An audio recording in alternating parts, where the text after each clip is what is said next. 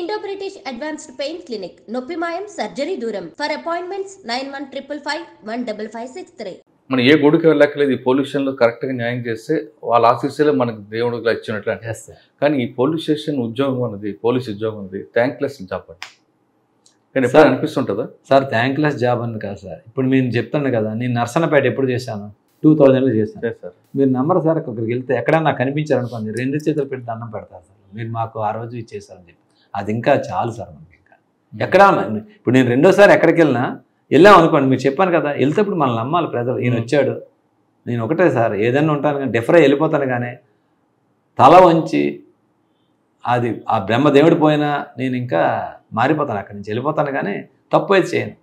Police ఉద్యోగాలు నేను చూస్తాను సార్, మా డిపార్ట్మెంట్ వాళ్ళకి అందరికీ అదే చెప్తాను. మనకు పవర్ ఇచ్చాడు అంటే, దేవుడు పవర్ ఇచ్చాడంటే నీ ఇష్టం వచ్చినట్టు చేయడానికి కాదు, ఆ పవర్ని సక్రమంగా ఉపయోగించి న్యాయం చేయమని, అవసరమైన వాడికి ఎవరికైతే జస్టిస్ ఉంటుందో వాళ్ళకి న్యాయం చేయమని. ఆ పవర్ని ఉపయోగించి నువ్వు రాంగ్ చేసావా, రెండో రోజే నేను చూశాను, మా సీనియర్ ఆఫీసర్లు చూశాను, వాళ్ళు రిటైర్ అయ్యే టైంకి చాలా దారుణమైన పరిస్థితులు ఫేస్ చేసిన ఆఫీసర్లు చూశాను. అప్పుడు నేను అనుకుంటాను ఈయన ఉద్యోగం చేసినప్పుడు ఎలా చేశాడు, కరెక్ట్గా ఉండేవాళ్ళ లైఫ్ చాలా మంచి లైఫ్, ఆయన ఉద్యోగం చేసినప్పుడు ఎలా చేశాడు. ఈ రెండు రికలెక్ట్ చేసుకుంటే మనం ఇప్పుడు రాంగ్ స్టెప్ వేయం సార్. ఓకే, ఇప్పుడు ప్రజల్లో ఉన్న తప్పుడు ప్రజలు ఉంటారు సార్, ప్రజలు ప్రభుత్వాలు ఉంటాయి, నాయకులు ఉంటారు, ప్రజలు ఉంటారు, ఇదంతా ఒక గేమ్ అని చెప్పేసి అందరూ వెళ్ళిపోతుంటారు, మనం వెళ్ళిపోకూడదు. కొన్ని దగ్గరలో ఇబ్బందులు వస్తుంటాయి సార్, చెప్తుంటారు, కానీ కొంతవరకే. ఎంతవరకు ఎవరైనా చెప్పారనుకోండి, ఒకరికి అన్యాయం చేసి ఒకరికి న్యాయం చేయండి సార్, ఇప్పుడు చేయకూడదు.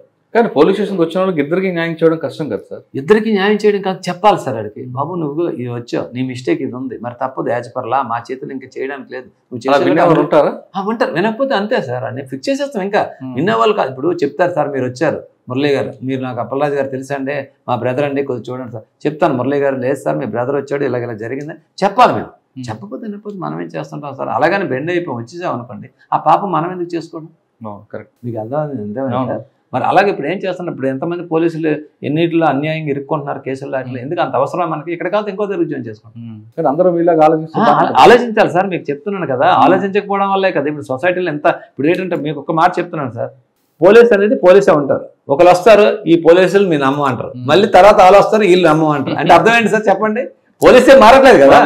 కానీ ఇదే పోలీసులు అందరూ అన్ని వాడుకుంటారు మరి అంతే, మీకు చెప్తాను ఇక్కడ మనం ఉండేటప్పుడు ఇష్టం వచ్చినట్టు మనం బెండ్ అయిపోయి అన్ని మనం చేసుకొని అన్లెస్సరి మన లైఫ్ పాడు చేసుకోకూడదని చెప్తుంటాం.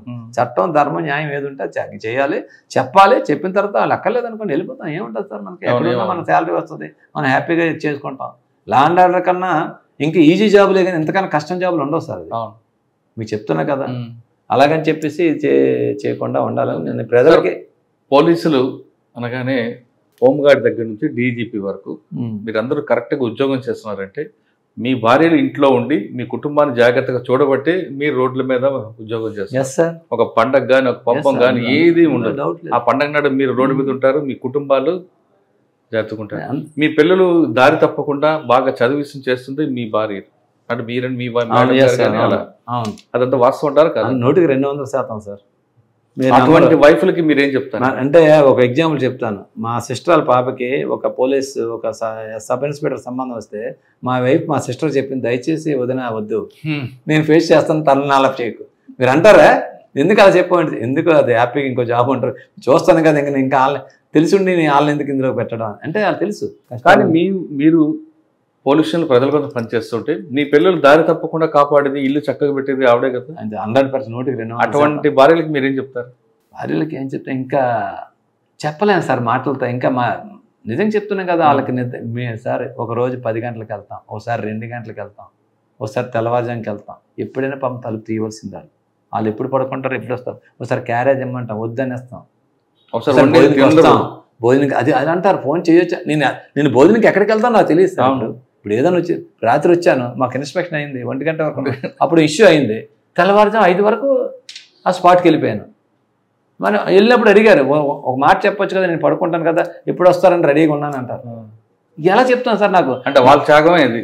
అంతే మరి లాస్ట్ నైట్ మీకు చెప్తాను కదా, మీ ఈ ఇష్యూ మరి వాళ్ళకి చెప్పలేదు, నాకు తెలియదు పాపం. ఏంటంటే నాకే తెలియదు, నాకు ఈ ఇష్యూ వస్తుంది, నేను అక్కడ ఉండాలని నాకే తెలియదు ఆ ఇష్యూ. సార్ ఫైనల్గా చెప్పండి, ఈ డిపార్ట్మెంట్ వచ్చే వాళ్ళకి మీరు ఇచ్చే మెసేజ్ సార్. డిపార్ట్మెంట్కి నేను చెప్తున్నాను సార్, చాలా చాలా ధర్మమైన ఇందులోకి ఉద్యోగం రావాలంటే అదృష్టం ఉంటే వస్తుంది సార్.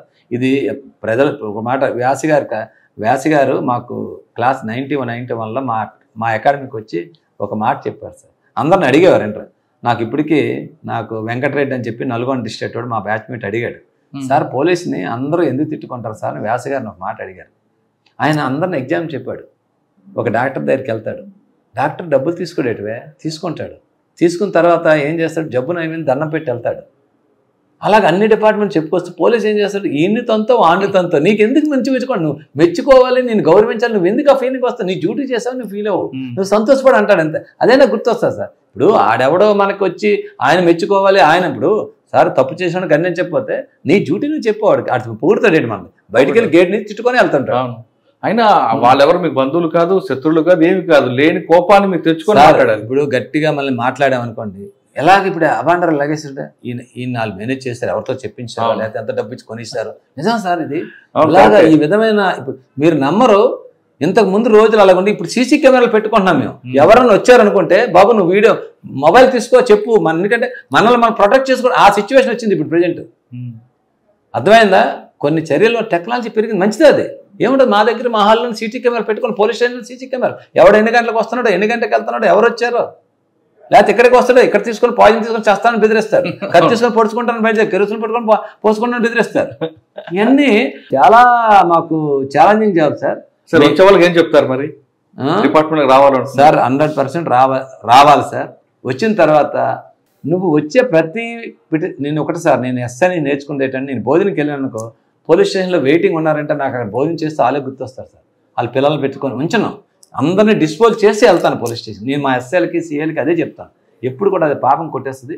అక్కడ ఒక ఆడ మనిషి ఉందనుకో, ఒక్కసారి మీ మదర్ని ఊహించుకో, మన మదర్ అక్కడ ఉంటే నీ ఫీలింగ్ ఎలా ఉంటుంది, మన ఫాదర్ మగాడు ఉన్నాడు అనుకో, మీ ఫాదర్ అనుకో, చిన్నోళ్ళు ఉంటే మీ బ్రదర్ని ఊహించుకో, నువ్వు తప్పు చేయాలి, నీ కాన్షియస్ పర్మిట్ చేయదు. అలా చేసినప్పుడు మన భయం ఉండదు సార్. నాకేముంటుంది సార్, ఇక్కడ ఏం భయం ఉండదు. ఇక్కడ కాదు ఇంకో దగ్గర చేసుకోవడం ధైర్యంగా ఉండాలి.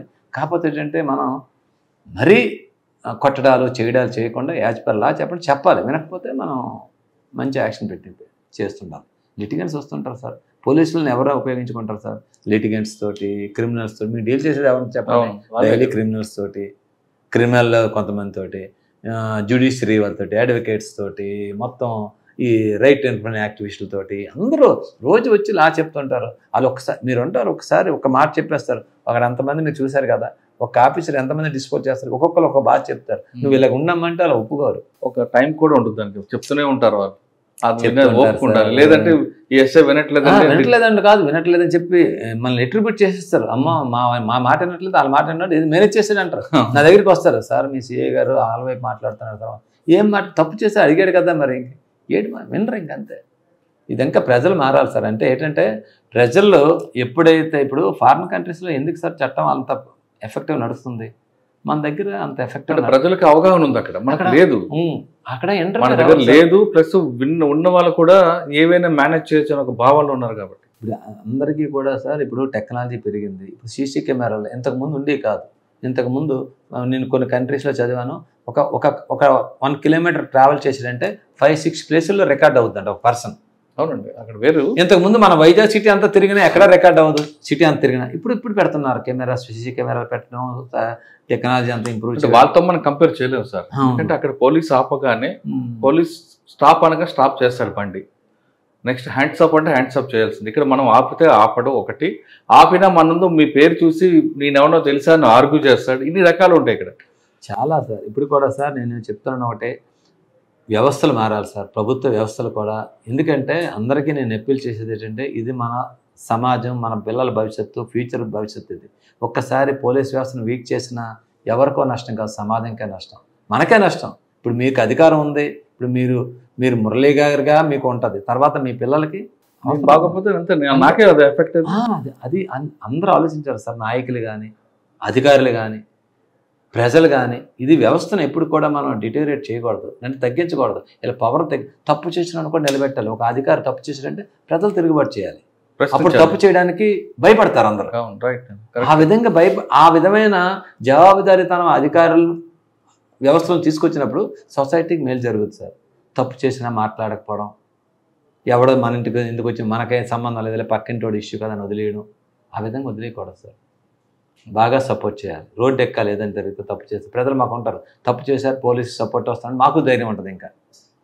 ఇంకా అంతే కదా సార్, తప్పు చేసినా చేయకపోయినా అలా ఉండిపోతుంటే ఇంకా సమాజం అలాగే అయిపోతుంటుంది. మా బాధ ఇంకేం లేదు, కొన్ని రోజుల తర్వాత ఏమవుతుందో ఎలాగలే అని చెప్పి మేము అస్సలు అదే చెప్తాం. మేము ఇంకా ఆల్మోస్ట్ కొన్ని రోజుల్లో ఎండింగ్లోకి వచ్చేసాం. ఇప్పుడు మీరు ఛాలెంజ్ ఏంటంటే నిలబడండి. ఇప్పుడు ఫర్మ్గా నిలబడిపోతే ఎవరైనా చేస్తారు సార్. ఇప్పుడు మీరున్నారు, మీరు చేయకపోతే నన్ను పెడతారు, నేను చేయకపోతే తప్పు నేను చేయను ఇంకోటి పెడతారు. ఎవడన్నా అక్కడికి వచ్చి మన ర్యాంకే చేయాలి కానీ ఇంకోటి చేయడు కదా. చేయడు, మనకు ఉద్యోగం తీస్తాడు తప్ప మన గురించి తీయడు కదా సార్, ట్రాన్స్ఫర్ చేస్తారు అంతేకాదు పైకి తీయరు. నేను వచ్చేసి నేను ఆ పని చేసేస్తానులేండి, మీకు ఎందుకు నేను చూసుకుంటానులేండి అంటే ఇవన్నీ జరుగుతున్నాయి. అవును, ఎవడో ఒకటి పనికిమాల పనులు చేయడం వల్ల ఆ పనికిమాల పనులకి ఎవరు మనం సహకరించడానికి సమాజం దానికి ప్రజలు బుద్ధి చెప్పాలి. నువ్వు ఎందుకు ఈ పని చేస్తున్నావు, మంచి వాళ్ళు మంచినట్టు సపోర్ట్ చేయాలి. ప్రజలు ప్రశ్నించే తత్వం రావాలి. రావాలి సార్. ఇప్పుడు వస్తుంది, ఇప్పుడు కొంచెం కొంచెం వస్తుంది కానీ ఇంకా ఓపెన్గా రావాలి. ఇప్పుడు అంటారే ఏదైనా మనకి తెలివైన వాళ్ళందరూ కూడా కాముగా ఉంటే క్రిమినల్స్ అంతా రోడ్ల మీదకి వస్తారని చెప్పి, అలా కాకుండా వీళ్ళు రావాలి. క్రిమినల్ అనేవాడికి సమాజంలో చోటు ఉండదురా వాడికి అన్నట్టు ప్రజల్లో రావాలని. వచ్చినప్పుడు భయపడతారు. ఇంకా ఏ నేరం చేశారనుకోండి ఇంతకుముందు అలా చేస్తే వస్తుంది సార్. మీలాంటి మీరు ఇన్ని చేశారు, ఇన్ని ఇంటర్వ్యూ చేశారు, ప్రజల దగ్గర తీసుకెళ్తున్నారు కాబట్టి మంచి జరగాలని చెప్పి భగవంతుని కోరుకుంటాం. ఇంకా మా మురళి గారు ఎక్కువ చేయాలని చెప్పి ఆశిస్తున్నాం. Thank you.